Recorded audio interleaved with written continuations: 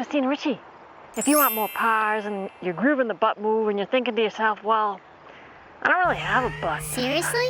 You know, it's kind of just not well developed, so can I do this move? You know, what about me? How do I do this move if I don't have a butt? And that's a great question, because a lot of players don't have a big gluteus maximus, all right? It's a little bit more flat, all right? So you're gonna have to really work hard to, one, bring more awareness to your backside. Like, I want you to stand a little bit further away from the wall so you can really exaggerate it. Like, get into your posture first and then set yourself. So stand up tall again. Hinge. No, you just knee dived. You just knee dive. Do that again. Stand super tall. Take your hands. This really helps you feel it. And go like this, right on your hip joint. Now push your hips back, keeping your knees straight. Keep your knees straight as you do it. Now just crack the knees. Good. All right, by doing exercises, doing the wall drill, all right, you're gonna turn in deep, stay deep, roll your lead side on the wall, keep your chest back, and then stand tall. And another great comment, someone left a link. Hey, Christina, check this out, very interesting. Sam Snead was into the butt move. It was awesome, it was super. I asked Sam Snead one day, I said, Sam, when you start your downswing, you always look like you're riding a horse. Everybody else looks like this. How come?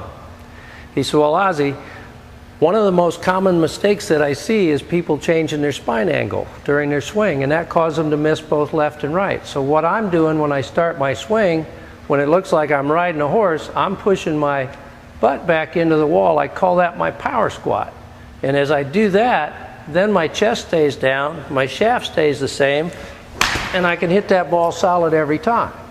So what do I see as one of the most common mistakes among all of us as players?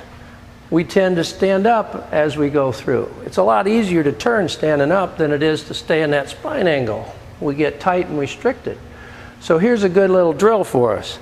Get a little wall about 6 inches behind your heels, okay? Now we got that butt pushing back into that wall, so as I start my downswing, both butt cheeks push back into that wall. Now you can see my hands come back right down along this yellow line where they started. And if I don't change my spine angle or my shaft angle, I can hit that ball right straight down the target line every time.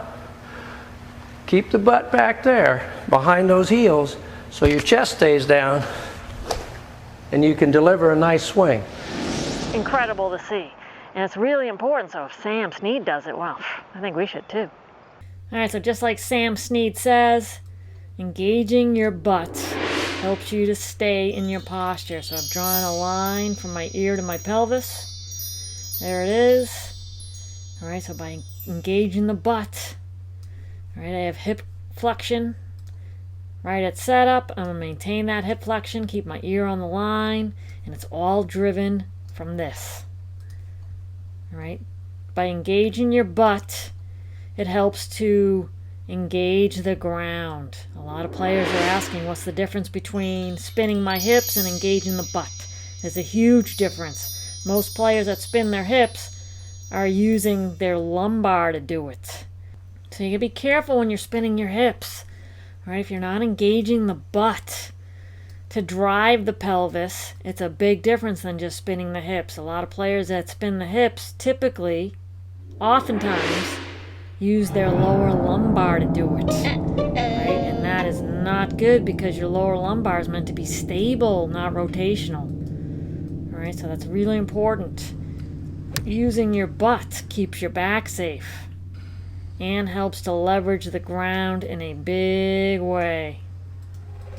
Right, and then as Sam Snead said, helps to keep you in your posture. All right, so you can see my ear went below the line, and that's just a personal preference because I really like to get low. And a lot of players are like, wow, if I'm that low, I feel like I'm gonna chunk it. And you know what? You are if you're not on plane. If you get steep with this club in any way, if this club head gets in front of the hands, you will chunk it. All right, so you can see I have a basket here. All right, and that's helping me swing in to out.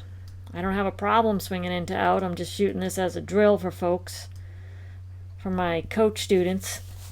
But this is a really great drill if you struggle with keeping your chest back, keeping the club head behind the hands. All right, just putting this here as a visual guide to help you get this way with your swing direction versus left.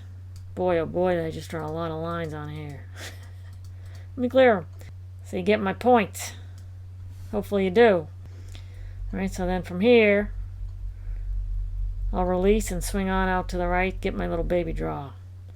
All right, but you can see the butt was on the line, stayed on the line, ears on the line, in the posture.